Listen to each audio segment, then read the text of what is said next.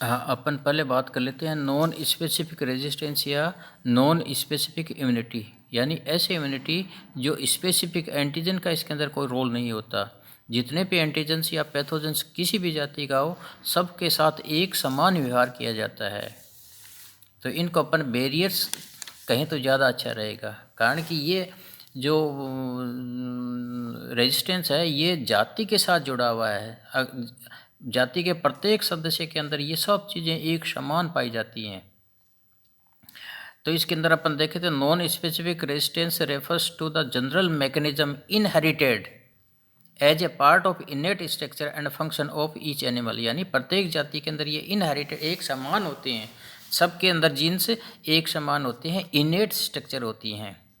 These act in concert as a first line of पहली defence की ये पहली लाइन होती है, यानी कोई भी पैथोजन अपने शरीर के अंदर संपर्क में आएगा तो सबसे पहले इनके कॉन्टैक्ट में आएगा, या इनके जो देर प्रोडक्ट टॉक्सिन्स हैं या फॉरेन मैक्रोमोलिक्यूल्स हैं, ये सबसे पहले इन बैरियर्स के संपर्क में आते हैं।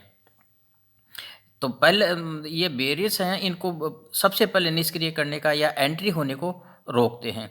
Various non specific defence mechanisms including general barriers जैसे फीवर है, physical barriers, skin mucous membranes है, केमिकल बैरियर्स में देखें अपन अपनी बॉडी के अंदर जो एंजाइम्स हैं, इंटरफेरोन्स हैं या अन्य जो केमिकल्स हैं प्लाज्मा के अंदर हैं, वो जो ही कोई पैथोजन शरीर के अंदर जाता है, अंदर के जो केमिकल्स हैं वो सक्रिय हो जाते हैं।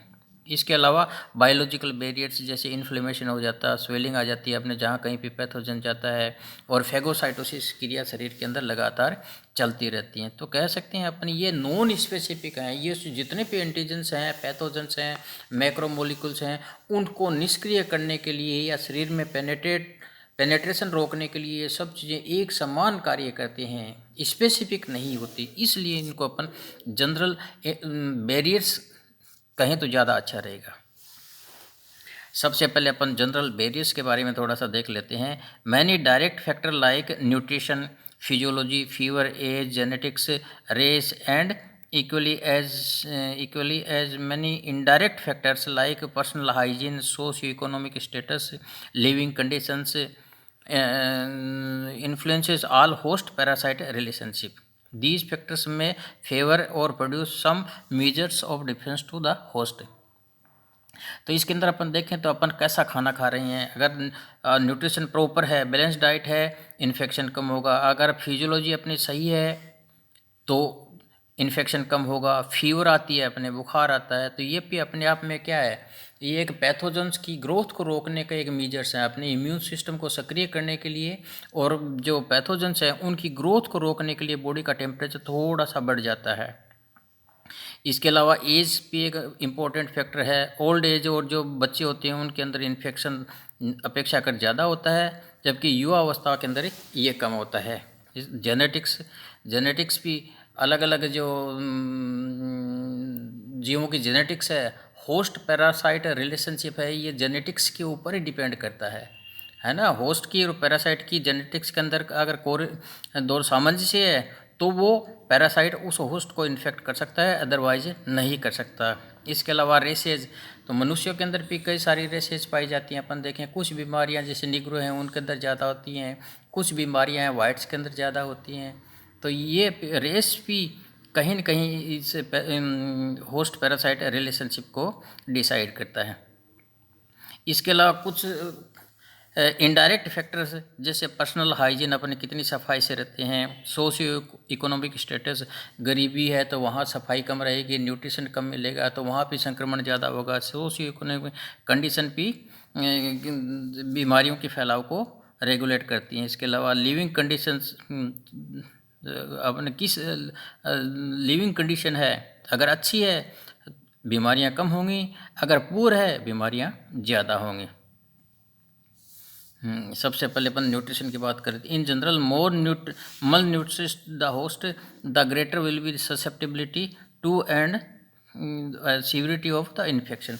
अगर अपना डाइट बैलेंस डाइट नहीं है, मल न्यूट्रिशन है, तो ज़्यादा बीमारियां होंगी और बीमारियों की तीव्रता भी ज़्यादा होगी। इसके अलावा एक्यूट फेज रिएक्शन रिएक्टेंट्स, तो जो ही अपने शरीर के अंदर पैथोजन से या एंटीजन से जाता है, अपने शरीर के अंदर कई सारी रासायनिक क्रियाएं होती हैं जिससे नए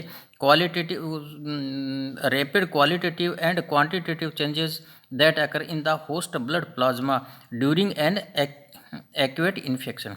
एक्यूट इन्फेक्शन होते ही अपने प्लाज्मा के अंदर कई सारी बायोलॉजिकल रिएक्शन शुरू होती हैं, उससे ऐसे मेटाबोलाइट्स बनते हैं जो कि पैथोजेंस के विस्तार को या ग्रोथ को रोकते हैं। These changes decrease virulence of the pathogens and increase general defense of the host। तो जो वायरुलेंस है, बीमारी का जो प्रभाव है, उसको कम कर देते हैं और डिफेंस सिस्टम को ये जो रिएक्टेंट्स हैं वो कम कर देते हैं। जैसे आयरन अब्जॉर्ब हो जाता है, लेक्टिफेरिन की मात्रा बढ़ जाती है, जिससे ब्लड के अंदर जो फ्री आयरन्स होती हैं जो बैक्टीरिया की ग्रोथ में सहायक होते हैं उनको ऑब्जर्व कर लिया जाता है। बैक्टीरिया को आयरन नहीं मिलेगा तो उसकी ग्रोथ क्या हो जाएगी, कम हो जाएगी। इसके अलावा अपन जैसे फीवर है, ये भी एक जनरल बैरियर है। कोई भी इन्फेक्शन हो, किसी भी पैथोजन का इन्फेक्शन हो, सामान्यतः अपने शरीर के अंदर फीवर आ जाती है, बुखार आ जाता है, बॉडी टेम्परेचर बढ़ जाता है, तो ये एक अच्छा साइन है। इन्फेक्शन हुआ है तो उसको कंट्रोल करने के लिए ये एक डिफेंस सिस्टम है। An abnormal high temperature is known as fever which is caused by bacteria, virus और their toxins. When these antigens affect the hypothalamus, body temperature goes up। जो ही अपने शरीर के अंदर इन्फेक्शन होता है तो अपने शरीर के अंदर ऐसे केमिकल्स निकलते हैं जो कि अपने जो ब्रेन का हाइपोथैलेमस है उसको एक्टिवेट कर देते हैं। और ब्रेन का हाइपोथैलेमस है, उसी के अंदर थर्मोस्टेट पॉइंट होता है जो कि थोड़ा सा उसको इंक्रीज कर देते हैं, जिससे अपने बॉडी का टेम्परेचर बढ़ जाता है। अपन कहते हैं बुखार आ गया। For example, when phagocytes ingest the gram negative bacteria, lipopolysaccharide of the cell wall is released that also induce phagocyte to release interleukin 1 and interleukin 2। भाई अपने शरीर के अंदर जो ही कोई अपन देखें ग्राम नेगेटिव बैक्टीरिया जाता है, ग्राम नेगेटिव बैक्टीरिया की बाह्य जो लेयर होती है वो लिपोप्रोटीन लेयर होती है। तो जो ही लिपोप्रोटीन लेयर रिलीज होगी, जो फैगोसाइट्स हैं वो इंटरल्यूकिन 1 और इंटरल्यूकिन 2 जो केमिकल्स हैं उनका सेक्रेशन शुरू कर देती हैं।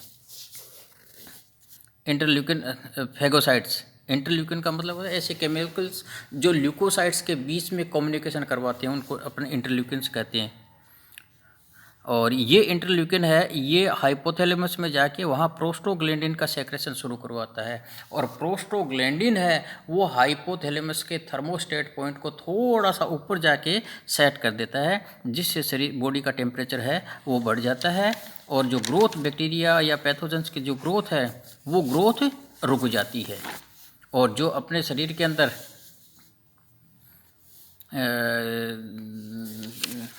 इम्यून सेल्स होती हैं वो सक्रिय हो जाती हैं। During the high temperature